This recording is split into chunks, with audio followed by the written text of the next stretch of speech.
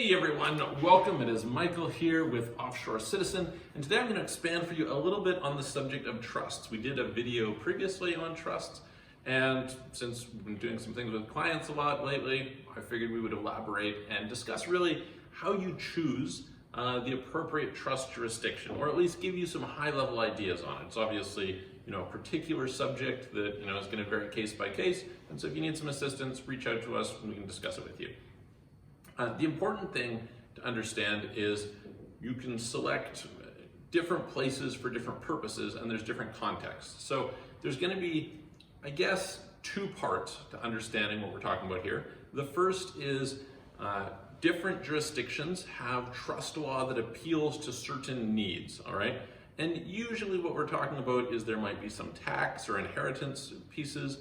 On the flip side, or some sort of technical transactional functionality that you're going to get out of the trust.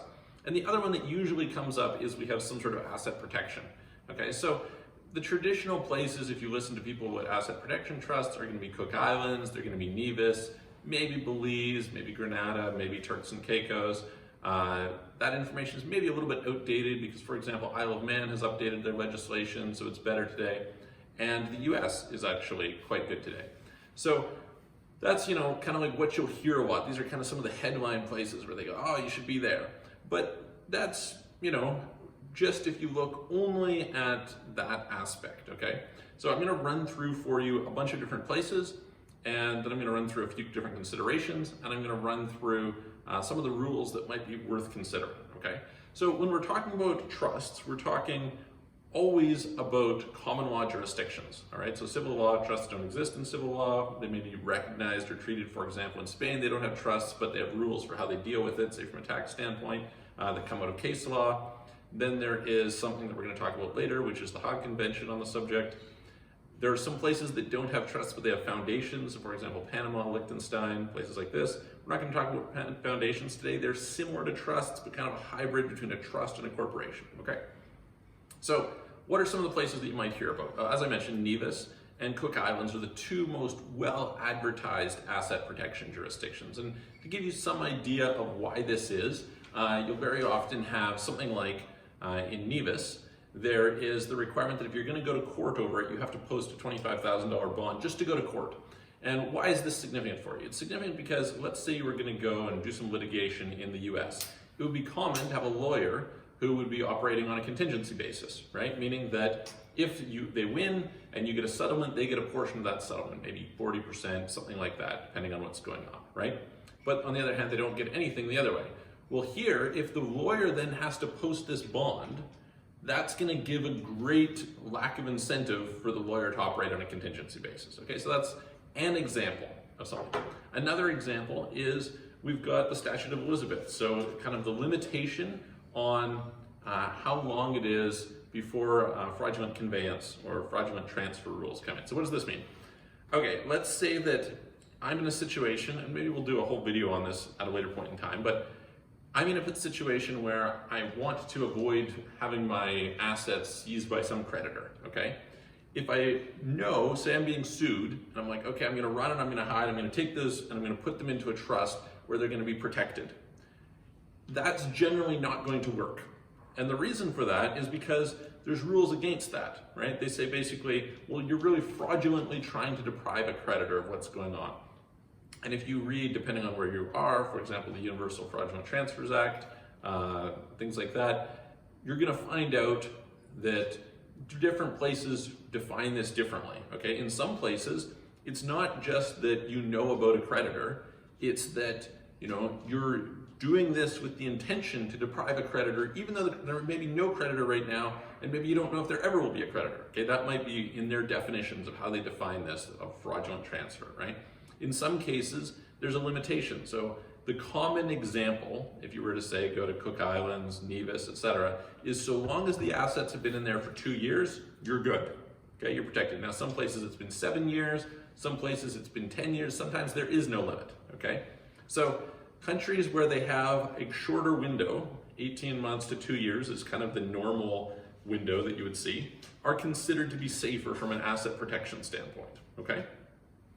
That being said, like how it works out in practice versus theory can vary a little bit, okay? So anyway, those are kind of the two that are best known for being durable, for being private, etc. Now we do have considerations of bank accounts, and again, I'll go and I'll do some other videos for you on the specifics of asset protection outside of this, but right now we're just talking about trusts and how people would pick this. Now, on the flip side, although that might be good from an asset protection standpoint, and again, there's a bunch of other places, it might be bad from technical implementation side of things. So this brings us to, for example, Cayman Islands has something called STAR trusts, okay? So this is Special Trust Administrative Regime, that's what STAR stands for. And they've built this brilliant, very comprehensive, very flexible structure for how what trusts can be used for, and they can be used for pretty much anything in a contract. And the advantage is you get the protection of trust law, but with the flexibility of contracts, which goes quite a bit beyond what a bunch of other places do. And I'll have people who, when I first read about STAR trusts, I was like, oh, these are super great, but they're not necessarily that great from an asset protection standpoint because the rules in Cayman Islands are not necessarily designed to protect against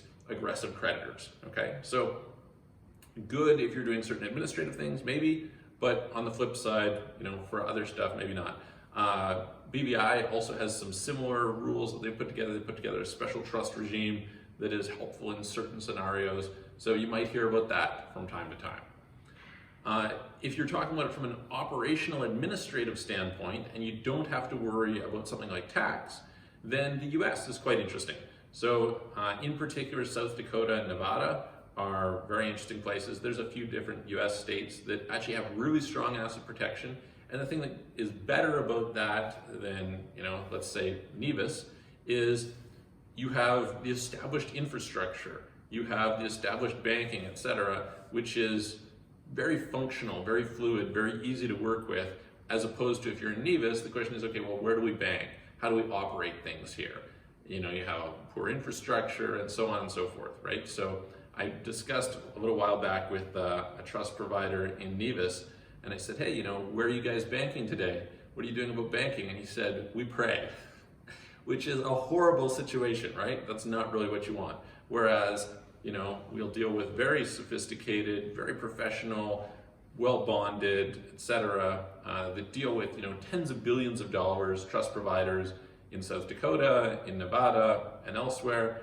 And, it's very easy for them, right? So oftentimes more and more, especially if you're not American. If you're American, it's a little bit different. But if you're not American, we're very often saying, hey, for the purposes of asset protection for sure, let's look at these places. Another place that's very interesting is New Zealand. And part of the nuances there are the relationship with Australia and some of the way that they do their tax treatment for these trusts. Quite interesting. You need to have local trustees in most of these cases, but again, very interesting.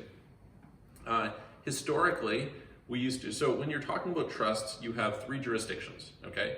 You have the jurisdiction of registration, you have the jurisdiction of administration, and you have the jurisdiction of adjudication. And actually, under the severability principle in law, so the severability principle basically works like this, you'll see it's a boilerplate clause in most contracts, okay? What this says is if one clause is invalidated, it doesn't invalidate the whole contract, okay? So the other clauses are still valid. And that principle applies in terms of how you write a trust. A properly drafted trust can be multi-jurisdictional, meaning that you can say, okay, for the purposes of this clause, we're going with the rules in this country, and for this clause here, we're going to the rules in this country. This is kind of the ideal of really good international planning, is that you pick and choose what you like, what is best for you, okay? And so from that standpoint, what we used to do very often, we had this kind of super trust structure that was based partially on using the rules in Belize, partially on using the rules in Nevis, and a little bit of some other pieces. And the reason for that, in part, was because the registration rules in Nevis were not particularly good for the purposes of what it was that we wanted to accomplish. It would drive up costs, create administrative hassles, things like this. The rules in Belize were better. Now, Belize has since updated their trust legislation, so that doesn't happen. But now you maybe look at Bahamas, you maybe look at BVI, you maybe look at some of these. So you kind of have to understand what are the registration rules in different countries. This makes a difference, okay? Number two, what are the administration rules? So for example, do you need to have a trustee in that jurisdiction? And if so, is there going to be a trustee that you're going to want in that jurisdiction? And some jurisdictions you need that, some jurisdictions you don't. So you can say, okay, great, I can have the registration and maybe even the adjudication rules of, let's say, BVI, but I don't have to have the administration in BVI.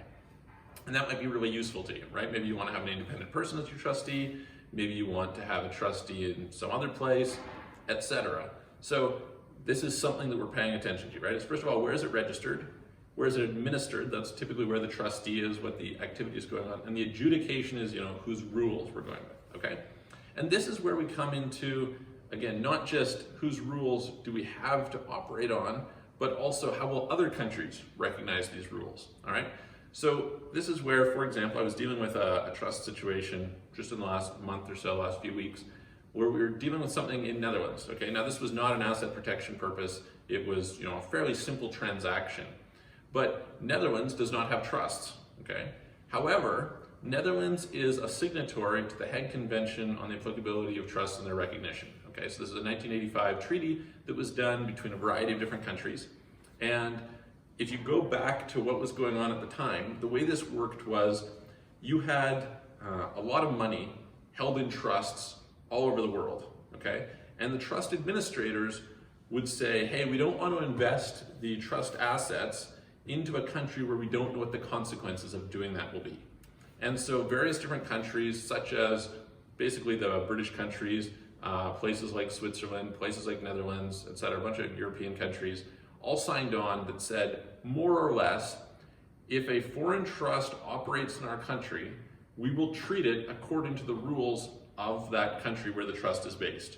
So you have some clarity and some certainty in terms of how it will be dealt with. This is very, very useful because it essentially allows you to passport trust law from a foreign jurisdiction into that country, okay? So when we were doing this particular work for this client, we said, okay, look, we want to be able to have the trust functionality here, but Netherlands does not have trusts.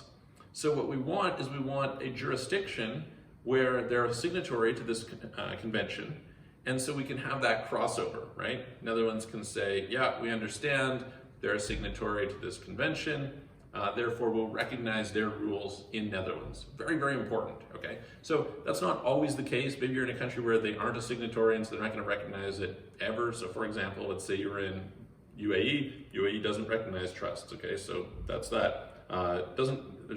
We could get into all kinds of nuances of how that plays out in that particular case. But the bottom line is, if that is the situation, you can't go to a UAE court and say, hey, I have this trust. Whereas if you're in Canada, you can show up and say, hey, look, this is a Turks and Caicos trust, and under the terms of this convention, you need to recognize Turks and Caicos law in this particular case. Now, whether choice of law will go to Turks and Caicos in that situation and how it will work out in the actual mechanics in court is a different conversation, okay? So you have to understand that thoroughly. And that partially has to do with where the assets held and where the people and things like this. But anyway, the bottom line is very, very important to consider where would litigation likely take place and what would the consequences of litigation be there? Where are the assets? What is the purpose of this trust, okay?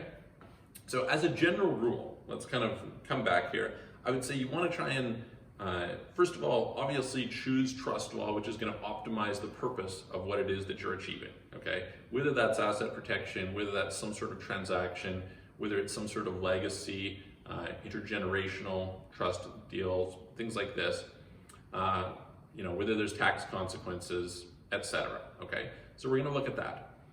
Next, we're going to say, okay, well, where is litigation likely to take place? Because maybe we have 5 places to choose from, and this is going to help us narrow it down, right? Because pretty much what we start by doing is we start by laying all the options on the table. This is when people work with us, rather than come in with a bias of here's the place to go or here's not the place to go, which is what you would normally get if you went to, say, Nevis and you talk to a Nevis provider. Obviously, they're going to tell you Nevis is good.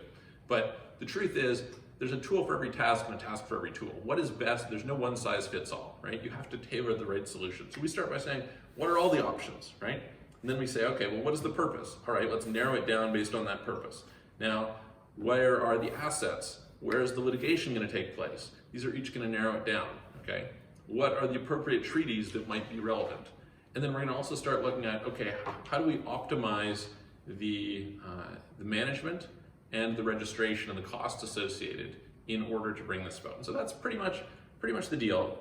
In general, I would say that some places you should be looking at is you should be looking at the US is a very interesting place. New Zealand is a very interesting place. Potentially Cayman Islands, potentially BVI, potentially Nevis, potentially Cook Islands, and probably potentially Isle of Man. Those would be typically the places that, not to say every situation is going to fit into those, but loosely as a general rule, depending on the purpose you're looking at, those would be ones that I would pay attention to from the beginning. And maybe it turns out, again, maybe there's something that doesn't fit. Maybe you need to go to, like I said, Turks and Caicos. Maybe you look at Belize. Maybe you're looking at, somewhere totally different, Jersey, Gibraltar, Malaysia, etc., right? Just depending on what's going on. But those would be kind of some basic starting points. And so I hope that gives you a little bit of an idea of some of the things to pay attention to. Again, definitely look into that Hague Convention because it is pretty important. It's pretty easy read if you want to go through, and as far as reading laws go, it's pretty quick. So you can kind of get a general idea for how it applies and what concepts it will have working in your favor and which ones won't be applicable. So yeah, if you like that, or if you have any questions, please write to us, write in the comments, subscribe to the channel, and I look forward to seeing you guys in the next video.